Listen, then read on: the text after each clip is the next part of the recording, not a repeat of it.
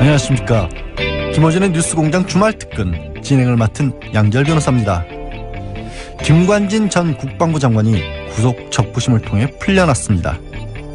과연 평범한 피고인과 변호사였더라도 가능한 일이었을까요? 다른 판사가 영장을 발부한 것이 옳느냐 그르냐를 따지는 일이 구속 적부심입니다. 실제로는 구속 이후 피해자와 합의를 했다던가 하는 그런 특별한 경우 말고는 신청을 하지 않습니다. 괜히 법원에 밉보이기만 하거든요. 지난해 5천 건이 넘는 서울중앙지방법원 형사재판에서 구속 적부심은 170건밖에 열리지 않았습니다.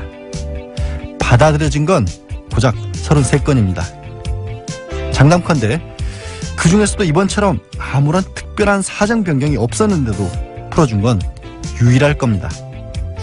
적폐수사 문제를 떠나 아직도 이렇게 특별한 일이 가능하다는 사실이 참 싫습니다. 네, 주중에는 전화로만 인사드렸었죠. 11월 25일 토요일 뉴스공장 주말특근 지금부터 함께 하시겠습니다.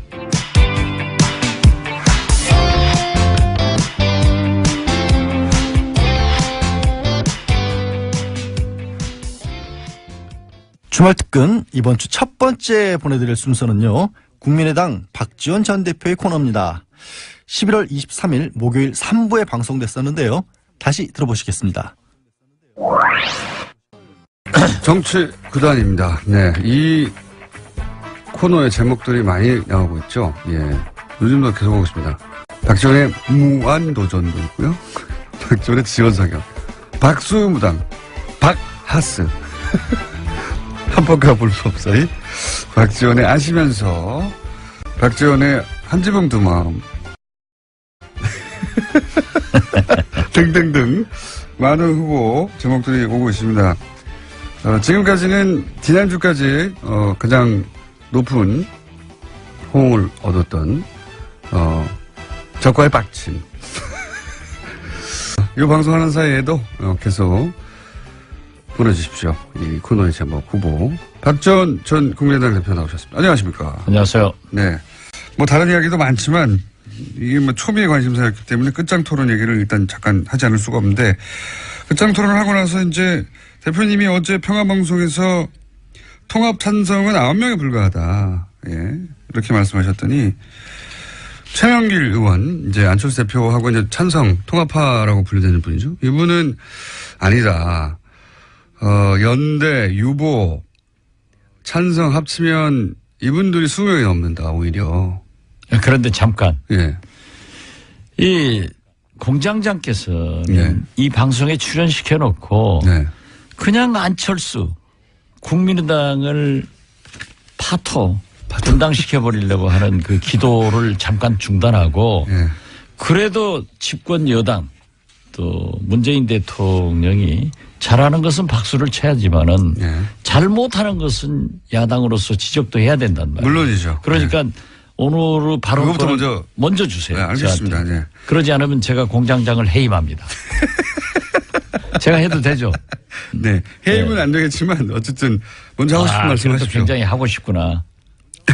네. 대표님이 해임을 결정하신다고 이제 해임이 되는 게 아니니까. 네. 제가 방송 허락했으니까 그 정도 권한은 가지고 있어요. 알겠습니다. 예. 그러는 걸로 하고. 산들바람은 불어도 봄날은 갑니다. 예, 그런 셈 치고. 네, 문재인 대통령이 지금까지 잘해왔는데. 뭔가 마음에 안 드시는 저는 문재인 호에 빨간불이 들어오기 시작했다. 지지율 거꾸로 올라가고 있는데요. 어쨌든 글쎄요. 뭐를 보신 겁니까? 지금 말이죠. 예. 지금까지 너무 잘했기 때문에 인사에서 그렇게 잘못했지만은 카바가 됐어요. 네. 그런데 지금 보시면은 네. 오늘 예. 전병헌 정무수석의 구속영장 청구. 예. 어제 김관진 장관의 석방. 예. 이런 건 벌써 적폐청산에 빨간불이 들어오기 시작하는가 하면은 예. 지금 이 지역 밑바닥을 가면 예. 최저임금 예. 인상 문제로 식당 등 자영업자들이 부글부글 끓고 있어요. 예. 또 비정규직. 특히 나는 깜짝 놀란 게 문재인 정부에서는 이래서는 안 됩니다. 예. 세월호 6호를 찾아놓고 예. 미 수습자 5 가족이 장례식 할 때까지 예. 숨긴 거. 예. 이건 완전히 도덕성에 그거 굉장히 잘못된 결정. 굉장히 잘못됐습니다. 근데 문재인 정부. 그걸 배신감을 느끼고요. 자꾸 네. 제 말을 꺾지 마세요. 예, 알겠습니다. 홍정학 중소벤처기업부 장관 그 문제가 있던 것을 네. 임명해놓고 가로놓게 인사 7대 원칙이다. 예. 여기에 지금 발표한 것 역으로 해봐도 해당될 사람이 거의 없어요. 그런데 예. 더 가관은 문재인 대통령이 대통령으로서 말씀 조심해야 됩니다. 보세요. 지금까지 인사청문회 부적격된 사람이 일 잘하더라.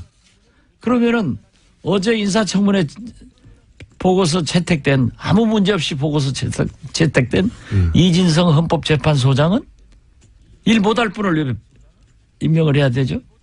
자, 알겠습니다. 자, 원하시는 말씀들을 하셨고. 자, 그러면 이제 끝장 토론으로 또 넘어가서. 그날 무슨 일이 있었길래 이렇게 서로 완전히 다른 얘기를 하는 것이고, 그리고 실제 이제 대표님의 관점에서는 통합 찬성파와 반대표, 그러니까 그날의 분위기가 어땠는지. 지금 최명길 의원, 그리고 안철수 대표는 오히려 찬성파가 더 많은 분위기였다. 이렇게 그날의 분위기를 전하고 있거든요. 안철수 대표가 끝장 토론 후 네.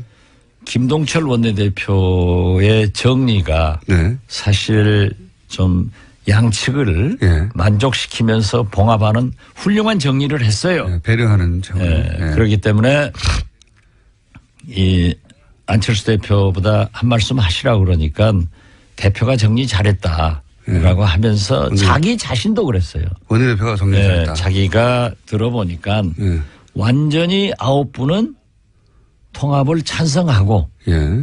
좀 중립적 이치에서 이러지도 이런 말 저런 말 양비론적 양실론적 얘기한 사람도 있고 네. 반대한 사람들이 약간 많다. 예. 약간 이런 많다. 얘기를 했어요. 약간 많다. 그런데 그게 이제 안철수 대표의 현장에서 그렇죠. 얘기죠. 예. 그리고 대체적으로 예. 저도 여기 가지고 있습니다. 저도 이렇게 다 기록을 했어요. 그날 무슨 말이 나왔는지. 네, 제가 대변인을 수십 년 한 사람 아니에요. 또 이 수첩을 보면은 예. 누구든지 떱니다.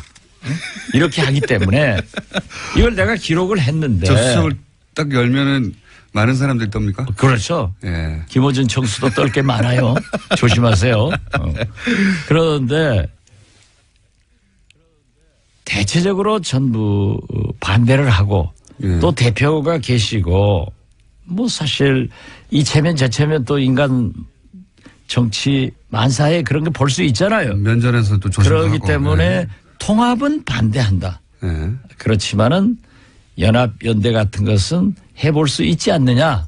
예. 그리고 정책연대나. 예, 이 평화 개혁연대도 서명 작업을 안 했으면 좋겠다. 평화개혁연대라고 하는 것은 천정배 의원과 정동희 의원과 그리고 대표님이 예. 대표님이 이제 이런 식으로 통합은 안 된다라고 생각하는 분들의 모임인 거죠. 그렇죠. 예. 예.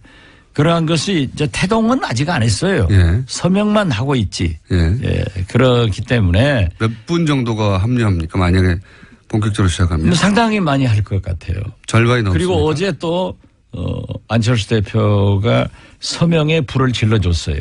뭐라고 질렀어요? 왜냐하면은 정당은요, 물론 당원, 원외 지역 위원장들 모두의 공동체죠. 예. 그렇지만 정치는 원내 중심으로 하게 돼 있습니다. 예. 오직 분리했으면 안철수 대표가 그런 얘기를 했겠어요. 재신임 투표하자고? 의원총회는 예. 의사결정 기구가 아니다. 예. 누구 말 맞다나 그것이 더 훨씬 많다고 하면은 왜 그 얘기 했겠어요. 그러면서 의사결정 기구는 당무회의나 예. 또는 전당대회다. 전당원 투표에서 재신임 묻겠다 이런 얘기를 그렇죠. 했던 거요. 예. 그게 옳지 않은 거예요. 정당은 예. 의회 정치입니다. 대의 정치입니다. 그렇기 때문에 항상 원내 중심으로 정치가 하게 돼 있고 의원총회가 최고의 의사결정 기관이 되는 거예요. 그 이것을 말은, 무시하고 아니 유리했으면 안철수 대표가 왜 의원총회에서 결정됐지 않냐 이렇게 얘기를 하지. 의원총회는 의사결정기구 아니니까 뭐 원외 지역위원장들도 얘기 들어보고 원외 지역위원장이 훨씬 많죠. 우리 국민의당은 고작 해봐야 40명 지역에서 당선된 사람이 26, 7밖에 안 되잖아요. 원내는 40명밖에 안 되고 네. 원내는 뭐 100몇십 명 되니까 그렇죠. 예, 거기서 묻자. 예. 그 그럼 만약에- 왜 그렇겠어요? 예, 그러니까 의원총회에서 분리했으니까. 절대 다수가 통합은 말하지 마라. 그 대신 평화정책연대도 서명 작업하지 마라. 이런 거였어요. 이걸 갖다가 훨씬 통합에 찬성하는 사람이 많았다. 그러면 거기서 결정됐다고 주장을 해야지 왜 오늘 원외지역위원장 회의를 해야 되고 또 당원 투표를 하자. 당원 투표는 그게 없어요. 의견을 참작할 뿐이지 전당대회에서 결정하게 돼 있어요. 사실 그 말은 2년 전에 안철수 대표가 사실은 지금 대표님이 하신 말씀은 2년 전에 안철수 대표가 당시 문재인 민주당 대표에게 했던 얘기입니다. 그때 굉장히 혁신전대하자. 그다음에 뭐 여러 가지. 그런데 공장장은 밤낮 문재인 대통령만 편드니까 그건 아니, 불공정 방송이고. 아니 제 말은 그 말이 이러면 아니라 안 되지. 안철수 대표가 본인 그때 당시 문재인 대표가 똑같은 상황이라 말씀드리는 겁니다. 문재인 대표가 전당원 똑같은 상황이나 말씀드리는 게 아니라 제시를 투표하자고. 문재인 대통령한테 유리하고 안철수 아니요. 대표를 까기 위해서 하는 거지 뭐. 안철수 대표가 그때는 전당원 투표로 재심을 묻는 거에 대해 묻자고 하는 문재인 대표의 제안에 대해서 그런 게 어딨냐고 지금 방금 말씀하신 대로 했었거든요. 네. 예. 근데 이제 거꾸로 상황이 바뀌어서 본인이 전당원으로 그 재심을 말도 좀, 예. 자료를 저한테 줘서 제가 얘기를 하면은 이 청취자들이 이해를 하는데 공장장이 얘기하니까 또 저 사람 안철수 깐다 하는 거야. 2년 전에 전반대 상황이었는데 이제 그게 생각이 안 나신 것 같아서 제가 환기시켜 드린 거고요. 그거 하나 적어주세요. 내가 유효 적절하게 의원총회에서 한번 깔게. 2년 전엔 전반대 상황이었다. 예. 그러니까 이제 요는 끝장 토론에서는 통합 반대파가 많았다. 확실히. 그렇죠. 확실했다 그거는. 아니 그것만 봐도 거듭 말씀드리지만은 의원총회에서 통합 찬성파가 많았으면은 안철수 대표가 의원총회에서도 통합 찬성파가 많지 않느냐 이렇게 얘기하지 왜 원외지역위원장 맞습니다. 당원 투표 하겠냐 이거죠. 이건 어떻습니까? 머리가 나빠.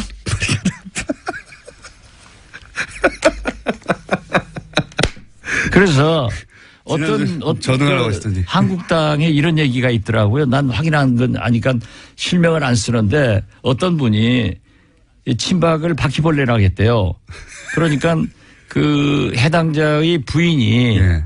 그 말한 사람 부인한테 F킬러를 사다 줬대. 홍준표 대표 말씀하시는 거죠? 나 홍준표랑 안 했어요. 홍준표는 이 고소를 잘해요.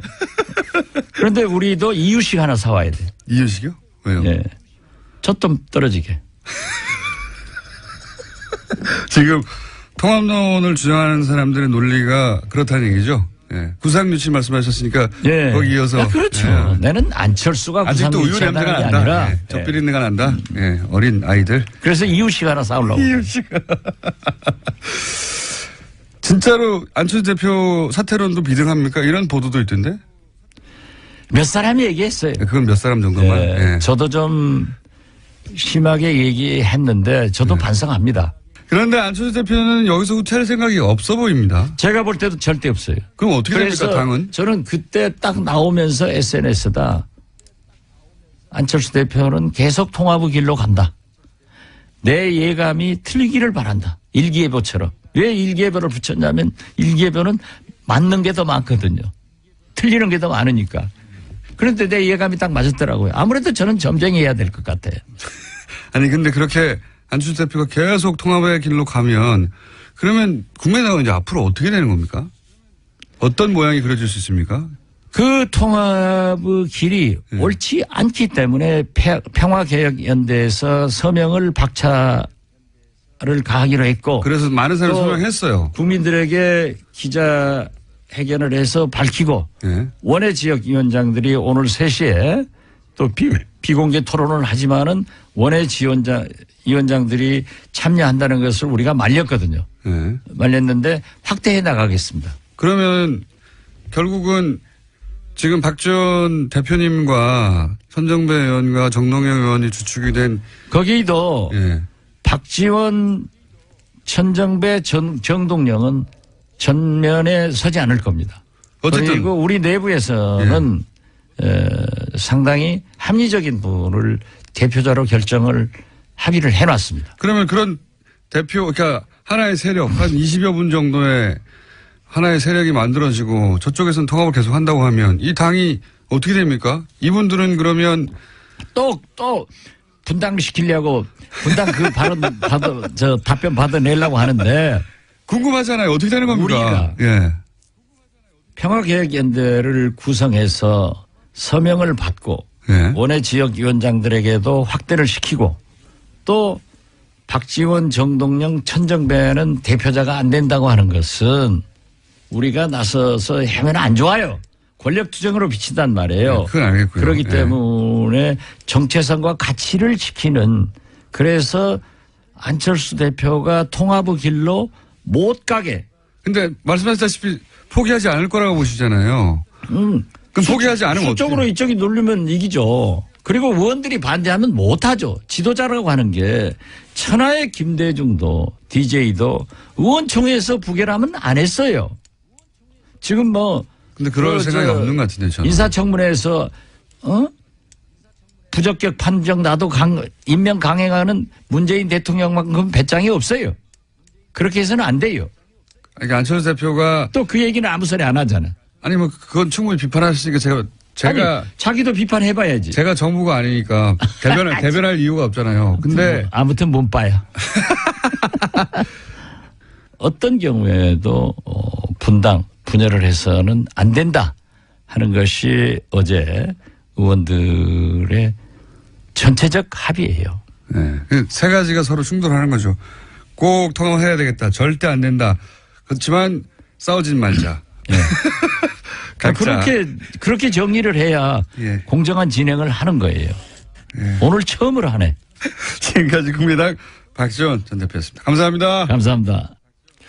예, 코너명을 뭘로 해야 할까요? 10월 12일 목요일 시작할 때부터 청취자 의견을 받고 있는데요. 5531님은 박지원의 지금은 맞고 그때는 틀리다. 7833님 박지원의 비밀수첩. 비닐수첩이라고 하셨군요. 박지원의 비닐수첩. 홍인수님은 호시탐탐. 윤혜정님은 박지원의 정치 예체능. 1734님 박지원의 육아일기. 육아 누구지?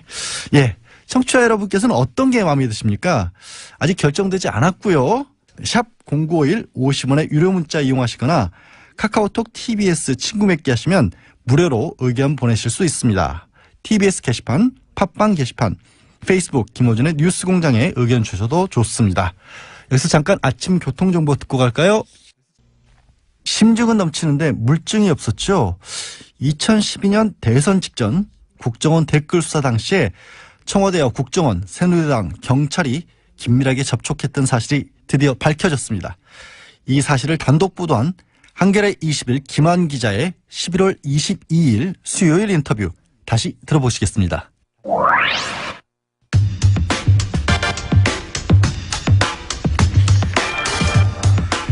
2012년 대선 직전 국정원 댓글 수사 관련해서 청와대 국정원 새누리당 경찰 간에 숨은 커넥션이 있었다 하는 걸 최초로 단독 보도한 한겨레 21일 김한 기자 수에 모시고 이야기 좀 자세히 나눠보겠습니다. 안녕하십니까? 네, 안녕하세요. 이게 그러니까 대선 직전에 그렇죠. 예, 그리고 마지막 토론회 네. 전후해서 네. 굉장히 바쁘게 돌아갔죠. 그렇죠. 예. 마지막 토론회 5일 전이었던가요? 네. 4, 5일 전에 소위 이제 국정원 댓글 사건 소위 누굽니까? 김하영 직원. 예. 김하영 직원이 오피스텔에서 네. 작업하고 있는 걸 잡아서 네. 처음으로 이제 밝혀졌는데 이걸 경찰이 수사를 했죠. 그렇죠. 수사를 했는데 대선 마지막 토론회 날 네. 여러 가지 일들이 있었습니다. 네, 일단 그 그렇습니다. 얘기를 해주세요. 무슨 일이 있었는지. 기억을 일단 대선에 대해서. 12월 11일은 민주통합당이 국가정보원 직원이 불법 선거운동을 하고 있다 이런 신고를 받고 강남의 역삼동에 있는 한 오피스텔을 급습한 날입니다. 네. 이 자리에는 국회의원들과 경찰도 같이 갔었고요. 네. 말씀하신 대로 16일은 18대 대통령 선거의 3차 토론회 마지막 토론회였죠. 네. 마지막 토론회가 있던 날입니다. 그러니까 11일부터 13일까지 그 오피스텔 앞에서 대치 상황이었고 네. 그 여직원이 이제 문을 열어주지 않고 있었죠. 네. 그리고 그래서 감금이라고 했죠. 네, 감금 사건이라고 감금. 이제 새누리당은 불렀죠. 본인이 안에서 문을 잠그고 네. 안 나오는데 감금이라고. 그리고 네. 나와서 이제 13일 날 나와서 경찰이 여러 자료를 요청을 했는데 2개의 이제 자료를 제 기억에 그때 당시에 냈었고요. 그리고 18일 날, 16일 날 마지막 토론에서 박근혜 대통령이 말씀하신 대로 그 사건을 국정원 여직원 감금 사건이라고 규정을 네. 했고 그 토론회가 끝나고 나서 바로 1시간 있다 경찰이 그 사건에 대한 중간 수사 결과를 발표했죠. 당시 토론에 그런 얘기도 있었어요. 그러니까 그 국정원 여직을 이렇게 감금하고 네. 그런 식으로 부모도 못 만나게 하고 그렇죠. 인권을 침해하고 네, 무죄를 기정사실화하고 이제 네. 발언을 했죠. 그리고 이제 뭐 거기서 아무것도 안 나올 경우에 책임져야 된다는 네. 식의 그 박근혜 당시 후보가 굉장히 자신 있게 그렇죠.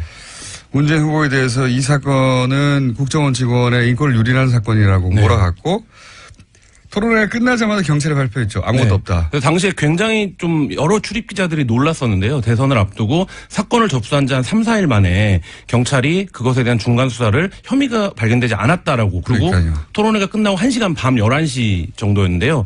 그리고 그때 경찰이 11시에 중간 수사 결과를 발표하고 나서 바로 11분 뒤에 국정원이 입장을 발표합니다. 그래서 당시에도 뭔가의 공조가 있었다. 이런 이제 그때 얘기는 그렇게 얘기 많았어요. 네, 의심들은 많았는데 저희가 한겨레 21이 처음으로 이 당 청 그리고 국정원과 경찰의 사각통화 커넥션의 통화 내역을 입수를 했습니다. 본인들이 이제 열심히 했다는 겁니다. 진짜. 네, 그래서 저희가 이것을 3,000번이 넘는 통화를 자기들 다 분석했다. 네. 분석했다고 그래서 자랑하는 저희 거고요. 이번 한겨레 21을 보시면 이것을 이제 연결망 분석으로 시각화해 놓은 자료를 보실 수 있는데요. 네, 좀 좋으세요 한번. 네, 그럼 네. 실제 누가 어떻게 통화를 했는지가 자세하게 이제 보실 수가 있는데요. 이렇게 그림으로 나오니까 쉽게 파악이 되는 거군요. 네, 그래서 네.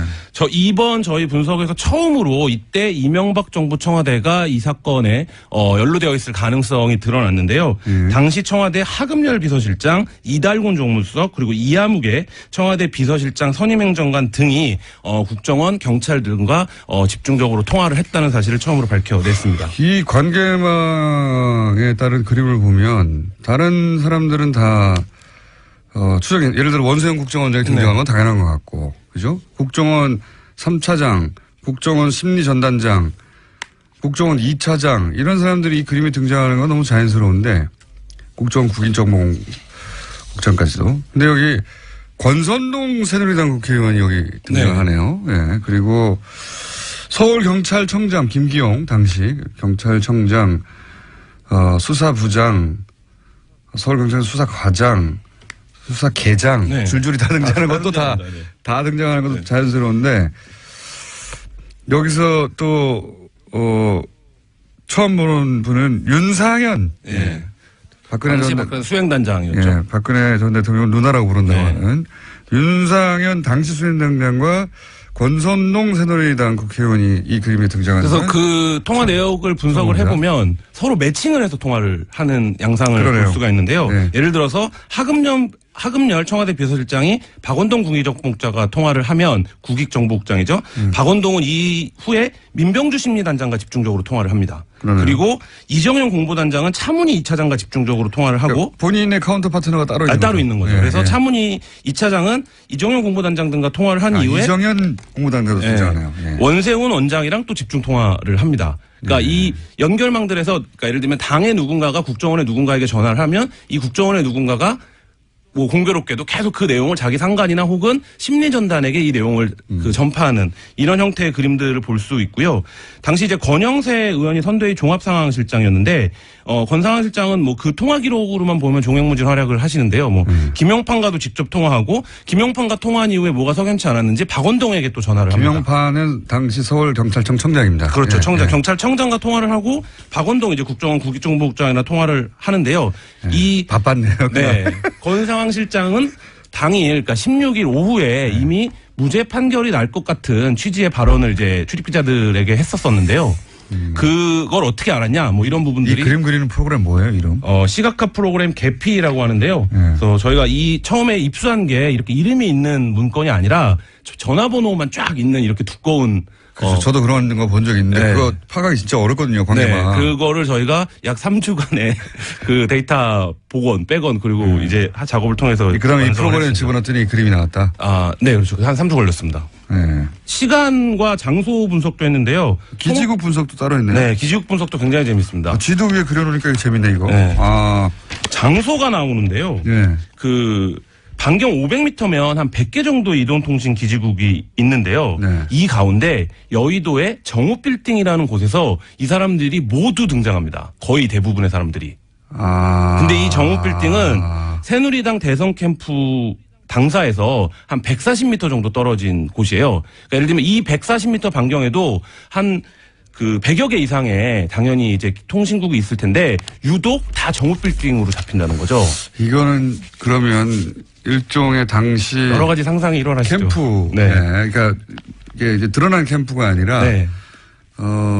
은밀한 캠프였을 수 있네요. 왜냐하면 여기에 국정원 차장, 이정현 당시 공보단장, 권영세 당시 종합상황실장, 국정원 대변인, 국정원 심리전단, 국정원장, 서울지방경찰청 청장 김용판 청장. 네. 그러니까 국정원 직원과 경찰청장과 새누리당 의원과 캠프의 인사들이 다 모인 거죠? 네, 그렇죠. 그래서 저희가 이 통신기록 수사 전문가인 현직 경찰에게 이것을 어떻게 판단하겠느냐라고 이제 물어봤는데 일단 그 정보가 부족하다. 왜냐면 이 앞뒤로 통화를 어디다 했는지를 확인을 해봐야 된다. 일단 다 동선을 모였잖아, 짜려면. 자기들끼리. 그렇죠. 근데 이 정도 기록이면 의지가 있으면 바로 수사를 해볼 수 있는 단계라고 자기는 본다. 이건 안가 같은 것이 있었거나. 네. 예. 아니면 비밀 캠프가 예. 있었거나. 비선 캠프, 비밀 캠프. 비밀 캠프일 수밖에 없어요. 왜냐하면 경찰청장과 국정원의 고위 간부와 새누리당과 캠프의 인사들이 한꺼번에 모였으니까요. 그렇죠. 그리고 뭐 국정원 측에서는 거기에 국회 관련된 무슨 회의가 있었다 이런 식으로 이제 해명을 하고 있는데 제가 보기에는 확인이 필요해 보입니다. 국정원 아지트였을 수도 있겠습니다. 국정원 인사들이 더 많네요. 국정원이 당시에 뭐 국회 정보위원회가 거기서 열렸다거나 이런 부분들을 확인, 뭐 추가적인 확인이 필요하긴 한데요. 국정원이 대선 기간에 여의도에 사무실을 운영하는 것도 사실 비정상적인 상황이긴 하죠. 그림을 그리는 게 재밌네요. 그 외에 또 특별한 장소 있나요? 또 한 가지 장소가 드러났는데요. 종로구 창성동 청와대 부속청사 주변입니다. 여기서는 대통령 비서실과 경찰, 국정원의 핵심 인물들이 모두 통화 기록이 잡혀 있는데요. 예를 들자면 12월 10일 아침 청와대 부속청사 기지국에서 하금열 대통령 비서실장이 박원동 국정원 국익정보국장에게 전화를 걸었는데 이 전화를 건 이후에 그 원세훈 국정원장, 하경준 국정원 대변인, 김용판 경찰청장에게 같은 기지국에서 전화를 잇따라 겁니다. 그리고 김용판 청장도 여기서 이제 발신이 잡힌 적이 있는데 청와대 부속청사는 그렇다 치고요. 이 지도에 나와 있는 대양건설에서는 왜 김용판, 원세훈, 하금열 이런 분들 국정원장과 경찰청장과 대통령 비서실장이 왜 여기 대양건설에서 건물에서 네. 이건 왜 대양건설 무슨 관계가 있나요? 김용판 총장은 자기가 거기다 왜 잡혔는지는 모르겠다. 근데 뭐 자기 집에서 전화를 걸면 거기서 거짓말! 잡히기도 한다. 뭐 이렇게 해명을 하긴 했습니다. 네. 자기 집에서 전화를 걸면 대양건설에서 근처 어디에 사시나 봐요. 그래서 자기 어디로 구체적으로 잡히는지 모르지만 그러면 기지국 발신까지 그럼 원세훈 원장도 거기 근처에 삽니까? 모르겠습니다. 김용판 청장 그리고 하금열 비서실장도 거기 살고 다 거기 기자가 살아요? 수사권을 갖고 있지는 않기 때문에 수사가 필요한. 이거 굉장히 재밌습니다. 네. 당시 여당 새누리당이 다 짜고 했다는 거 아니에요? 그렇죠. 그리고 이거는 거대한 국가 범죄 아닙니까? 그렇죠. 기억하시겠지만 이 수사를 해보겠다라고 하는 당시 윤석열 검사와 네. 최동욱 청장을 혼외자 보도로 청장을 찍어내고 그다음에 윤석열 검사를 그때 이제 한직으로 보내고 이렇게 해서 검찰도 다 망가뜨린 사건인데요.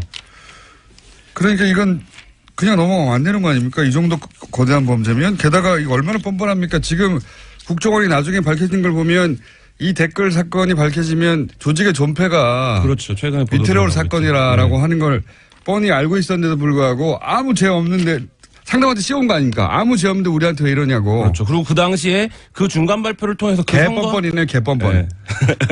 그 선거 판례 자체가 뭐 골든크로스가 지났다 이런 분석들이 그 당시에도 있었는데 뭐 그것까지 염두에 두고 경찰도 움직이고 국정원도 플레이를 하고 그 과정에서 모든 상황을 거짓말로 일관을 했죠. 전부 다. 아니, 거짓말 정도가 아니라 상대방한테 뒤집어 씌운 거잖아요. 그렇죠. 예. 네. 그 선거 영향을 주려고 모두가 한 몸으로 움직인 거니까 그게 구체적으로 어떻게 밝혔는지는 한겨레 20일 말고 이 방송을 들으시면 됩니다. 여기서 다 말했으니까. 그림은 자세하게 이쁘게 뽑으셨네요. 네, 그래픽으로. 네, 뭐. 재밌는 걸 떠나서 넘어서서 네, 경찰 수사를 반드시 해야 됩니다, 이 사건. 굉장히 의미 있는 수사를 촉구할 수밖에 없는 보다 보면 고생하셨습니다. 네, 감사합니다. 지금까지 한겨레 21의 김한 기자였습니다. 네, 이 코너 후폭풍이 상당했죠. 김한 기자 인터뷰 나가고 그러니까 한겨레 21 보도와 뉴스공장 인터뷰 이후에 검찰이 김병찬 용산서장을 상대로 전격적으로 압수수색을 실시했습니다. 김병찬 용산서장은 당시 서울청 수사 2계장이었는데요. 국정원 여직원의 구속영장 신청을 만류하는 전화를 했습니다. 이런 식으로 댓글 수사를 방해했던 의혹을 받고 있는 건데 김한 기자 보도처럼 김용판 전 서울지방경찰청장을 비롯한 경찰, 또 당시 새누리당 박근혜 후보 캠프 관계자들, 이명박 정부의 청와대 고위 관계자, 그리고 국정원까지. 네, 이건 뭐 도둑에게 도둑을 잡으라고 맡겼던 꼴이었는데 2012년 대선 당시 국정원 댓글 수사 무마 의혹, 이번에는 꼭 제대로 규명해야 할 겁니다. 네, 이번 순서는 뉴스공장에서 방송되지 않았던 따끈한 버전입니다. 세계 3대 문학상인 콩쿠르상 수상자 프랑스 여성 소설가인 레일라 슬리마니가 뉴스공장을 찾아주셨던 일이 있었습니다. 마크롱 프랑스 대통령이 프랑스어 홍보 특사로 임명하기까지 했던 분. 프랑스어와 공장장이 그다지 어울리진 않습니다만은 네, 레일라 슬리마니의 인터뷰 직접 들어보시겠습니다. 프랑스의 마크롱 대통령이 프랑스어 진흥을 담당하는 특별대사를 임명했어요. 예. 그 특별대사의 소설가 레일라 슬리마니 씨를 임명했다고 합니다. 세계 3대 문학상 중에 하나인 공쿠르상 수상자이시고 프랑스에서는 장관급 특사로 임명돼서 활동하고 계신 분인데 책을 한 권 내셨어요. 달콤한 노래로. 한국에도 이제 번역돼서 나오는데 제가 이 얘기를 왜 하겠습니까? 이분을 뉴스공장에 초대했습니다. 안녕하세요. Bonjour. 안녕하세요. 굉장히 썰렁한 인사가 왔다 갔다 하고요. 네. 이 자리가 어떤 자리예요? 물어봅니까? 장관급이라고 하는데 프랑코포니? 예, 특사? 예, 이 자리에 임명되셨는데 뭘 하는 자리입니까? 그것부터 소개해 주세요. 그러니까는 프랑스어를 전 세계에 전파하고 그다음에 소개하고 특히 예를 들어서 이제 한국같이 이런 나라들의 프랑스어를 많이 소개를 하려는 그런 임무를 가지고 있습니다. 프랑스어는 살아있고 실용적인 그런 언어이고 굉장히 문화적인 언어이기 때문에 이 언어를 전 세계에 소개하는 그런 것을 임무로 그래서 삼고 있습니다. 근데 왜 본인이 임명이 되신 거죠?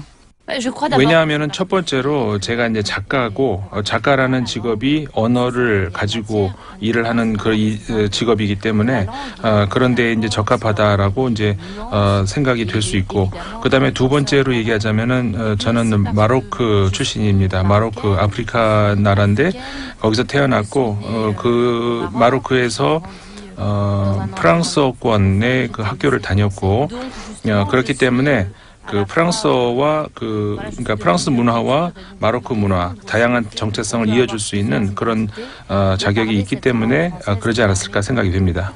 혹시 이 달콤한 노래라고 하는 소설을 읽고 마크롱 대통령이 너무 마음에 들어서 임명한 건가요? 네, 분명히 그 마크롱 대통령이 이 소설을 읽었고 좋아하는 것으로 알고 있고 실제로 그 트위터에서도 이 소설 언급을 했었고 뭐 그런 게 영향이 분명히 있긴 있었다고 봅니다.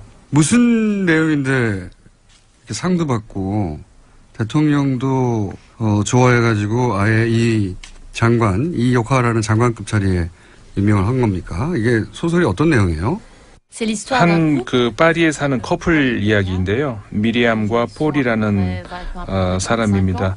35살 정도의 나이에 두 아이가 있는 커플인데 아이를 맡아줄 수 있는 보모를 찾아야 되는데 그래서 여러 보모를 찾다가 루이즈라는 이름의 보모를 찾습니다. 이 루이즈라는 여성은 아주 완벽해 보이고 그래서 이제 아이를 잘 맡아서 그 비극의 그 날까지는 굉장히 가정에서 중요한 그런 역할을 해왔습니다. 어떤 미국이 전합니까? 그 비극이라는 것은 이 책의 첫 번째 문장에 나오는데요. 아이가 죽었다. 이렇게 시작을 합니다.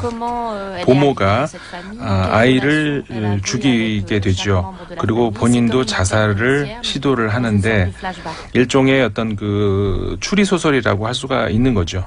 뉴욕에서 실제 부모가 아이를 죽인 사건에서 모티브를 얻었다고 제가 들었는데 왜 이 이야기를 소설로 쓰겠다고 생각한 거죠?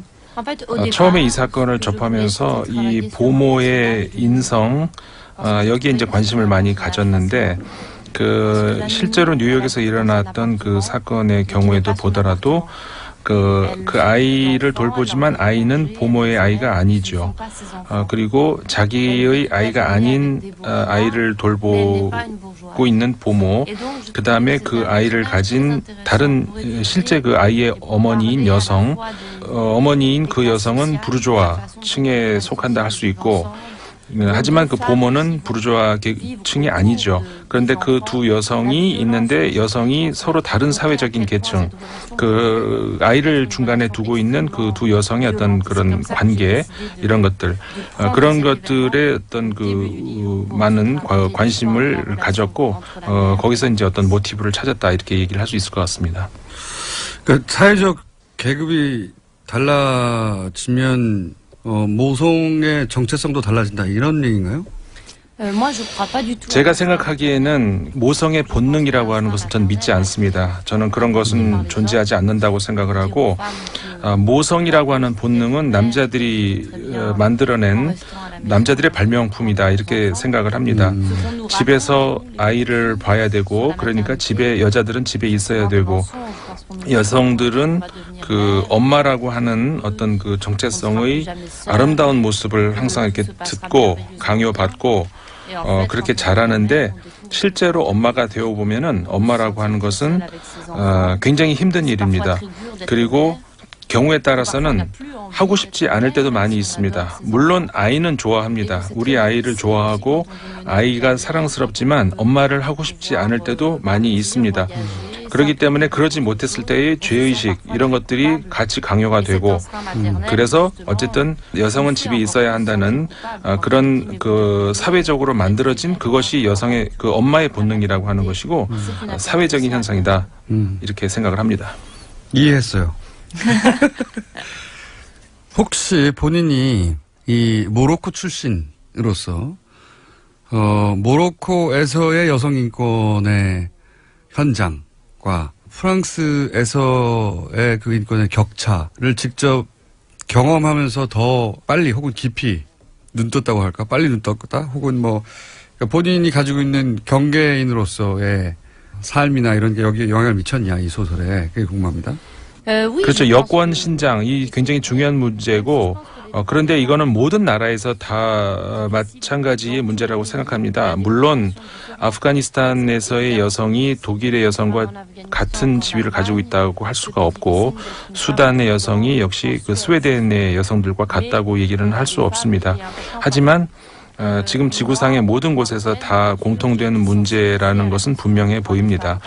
그리고 그래서 말씀하신 것처럼 그 모로코에서의 그 경험 이런 것들이 분명히 저한테도 이런 문제를 민감하게 받아들일 수 있게 이제 만들었고 그 여성들의 환경이 있었습니다. 제가 20살 무렵인데 그 2004년입니다. 그 당시에 큰 어떤 그 정치적인 어떤 개혁이 있었기 때문에 그 지금의 모로코의 여성들은 많이 나아진 삶을 살고 있는데 그 전에만 하더라도 예를 들어서 여성은 이혼을 요구할 수가 없다든가 남성들이 아이를 볼 수 있는 반면에 여성들은 아이를 볼 수 없게 만들 수도 있다든가 그 굉장히 남성 중심의 그런 사회였었던 것이었죠. 그런 것이 나한테 좀 더 이렇게 예민하게 또 민감하게 문제를 볼 수 있었다 이렇게 생각할 수 있을 것 같습니다. 알겠습니다. 주제의식은 충분히 이해했고요. 네. 근데 마크롱은 요새 왜 이렇게 인기가 떨어져요? 지난번 선거 같은 경우에 굉장히 어려운 선거였습니다. 대선의 경우 우파의 이제 피용 후보 같은 경우에 많은 스캔들이 있었고, 그다음에 르펜 후보 같은 경우에 굉장히 높은 스코어를 얻었었던 것, 사회당의 추락. 이런 것들로 인해서 이제 그 굉장히 어려운 선거였고, 시민들 입장에서도 프랑스 국민들도 정치에 대해서 굉장히 지겹다 하는 그런 생각을 많이 가지게 만드는 그런 거였었습니다. 그래서 정치인들에 대해서 많이 기다려주기가 어려운 그런 상황이었던 거죠. 그래서 마크롱 대통령이 당선이 됐습니다마는 일단 정치인들에 대한 어떤 그 시민들의 기대, 그런 것들은 굉장히 그 엄격하고 쉽게 기다려주기가 어려운 것 같습니다. 그 프랑스 국민들의 실망감 이런 것이 크고 정치라고 하는 것에 일종의 혐오감을 가지고 있는 것 같습니다. 그러니까 이제 지난 대선이 어려웠고, 그다음에 극우 르펜의 부상을 막아야 했고, 그런 전반적인 상황은 저도 알고 있는데 지금 이렇게 당선되자마자 인기가 급격히 하락하는 근본적인 이유가 뭐냐. 그게 마크롱의 잘못이냐, 아니면 프랑스의 지금 방금 이야기한 정치 혐오 때문이냐. 둘 다 영향이 있겠지만 마크롱 대통령이 뭘 잘못했길래 이렇게 갑자기 인기가 떨어지냐 이거죠. 예. 일단 첫 번째로 다른 대통령들도 사실은 그렇게 다르지 않았습니다. 이제 프랑스 대통령이라고 하는 자리가 굉장히 어려운 자리고 프랑스 국민들이 까다롭고, 올랑드 대통령도 그랬었고 사르코지 대통령도 마찬가지였고 굉장히 그 낮은 지지율을 경험을 했었었죠. 그 프랑스 국민들이 지금 정치권에 대해서 오래 기다려주지 못하는 급한 그런 게 있죠. 그래서 마크롱 대통령이 당선된 이후에 짧은 기간 안에 무언가를 보여주지 못했다는 그런 것 때문에 아마 지지율이 큰 폭으로 떨어졌던 그런 면이 있지만, 지금 그 프랑스를 봤을 때 과거에 비해서 파업이라든가 이런 것들이 굉장히 많이 줄어들었습니다. 이런 걸 보면은 아마도 당장 결과를 요구하기보다는 좀 어느 정도 이 개혁 이런 것들을 받아들이고 일단 동참해 주는 것 아닌가 이런 생각이 듭니다. 최근에 그 문제는 어떻습니까? 그 난민 문제, 또 종교적 갈등, 이슬람 IS 때문에 프랑스의 분위기가 좀 바뀌어가고 있지 않습니까? 그러니까 젊은 작가로서, 그리고 시사 주간지 기자도 하셨던데 보니까 기자도 하셨고, 그리고 작가로서 프랑스가 최근 10년 사이에 어떻게 변하고 있는지 본인이 느끼기에, 예를 들면 그 다른 문화에 대한 톨레랑스라고 알렸던 프랑스의 관용도 많이 바뀌고 있는 것 같고, 전반적으로 프랑스가 크게 변하고 있다는 느낌인데, 그 안에 사시는 분으로서, 지식인으로서는 어떻게 느끼는지 궁금합니다. 프랑스가 물론 많이 변하고 있는 건 사실입니다. 정치권도 마찬가지고, 이번에 그 마크롱 대통령 이후로 국회도 굉장히 크게 바뀌었고, 국회를 구성하고 있는 인물, 왜냐하면은 프랑스 사람들이 생각하기에 정치에서도 같은 메시지, 같은 인물들의 똑같은 말들, 이런 것들이 이제 굉장히 프랑스 국민들을 지겹게 만들었고, 그 다음에 우리가 겪었던 어떤 최근에 그 테러라든가 여러 차례 거쳤던 그런 테러 문제, 다른 이야기지만 어쨌든 그 세계화 문제, 이런 것들을 인해 가지고 겪어보지 않았던 그런 프랑스인들이 그런 그 고통, 이런 것들을 겪고 있는 그런 시대라고 할 수가 있죠. 하지만 제가 생각하기에는 그럼에도 불구하고 프랑스인들이 원래 가지고 있는 그 가치는 변하지 않고 있다고 생각을 합니다. 테러가 발생한 이후에도 그런 유형의 테러가 나왔다고 한다면은 굉장히 증오, 그다음에 외국인에 대한 혐오, 이런 것들이 있을 수 있었음에도 불구하고 프랑스인들의 그 태도를 봤을 때는 전혀 그렇지 않았고, 박애 정신이라든가 이런 것들은 여전히 살아 있다는 것을 우리가 이제 볼 수가 있습니다. 한국 독자에게 혹시 하고 싶은 얘기 있으신지? 이 소설을 통해서 파리에서의 삶, 이런 것들을 우리 한국의 독자들이 좀 느낄 수 있으면 좋겠고요. 예를 들어서 그 파리에서의 일상만이 아니고 굉장히 보편적인 이야기를 하고 있습니다. 인간의 그 감정, 영혼 이런 거에 관련되는 것, 모성 문제라든가 가정의 문제 이런 것들은 모로코 혹은 한국에서의 문제가 아니라 모두가 공감할 수 있는 어떤 그 인간의 정체성 관련되는 그런 문제들이기 때문에 상당히 보편적이라고 할 수가 있습니다. 그래서 한국 독자들이 이 책을 읽고 좀 많이 좋아해 줬으면 좋겠습니다. 예, 지금까지 달콤한 노래를 쓰신 작가. 프랑스에서는 스타 탄생이라고, 네. 2016년 콩쿠르상 수상자이자, 그리고 프랑코포니 특사, 예, 마크롱 대통령이 임명한 장관급 특사로도 임명되신, 자, 제가 발음을 좀 저드려 보겠습니다. 레일라 슬리마니. 감사합니다. Merci beaucoup. 그리고 통역에는 임상훈 인문결연구소 소장님이었어요. 감사합니다. 예, 프랑스 홍보 특사 레일라 슬리마니와의 인터뷰였는데요. 야, 매끄럽고 세련된 언어로 꼽히죠. 그런 프랑스어를 공장장이 인터뷰하고 있는 걸 듣고 있으니까 왠지 공장장이 실크 스카프를 두르고 있는 어색한 그림이 머릿속에 떠오릅니다. 아, 죄송합니다. 예, 지난주 개통령, 아니 뉴스공장에서는 개총리로 부르고 있죠. 강용욱 조련사에 이어 이번 주에 이 편성 시간을 얻지 못했는데요. 사실 갑작스런 사건 사고가 너무 많습니다. 이 나라의 뉴스가 너무 많은 것도 그렇게 좋은 일은 아닌데 아무튼 평일 뉴스공장에 방송되지 못하고 주말 특근에만 방송이 나간 출연자분들 실망하지 마십시오. 예, 이어서 아침 교통정보 듣고 가겠습니다. 네, 뉴스공장 주말 특근 오늘 준비한 순서는 여기까지고요. 잘 아시겠지만 저는 결코 사라지지 않습니다. 언제가 될지 모르지만 조만간 다시 나타나겠습니다. 고맙습니다.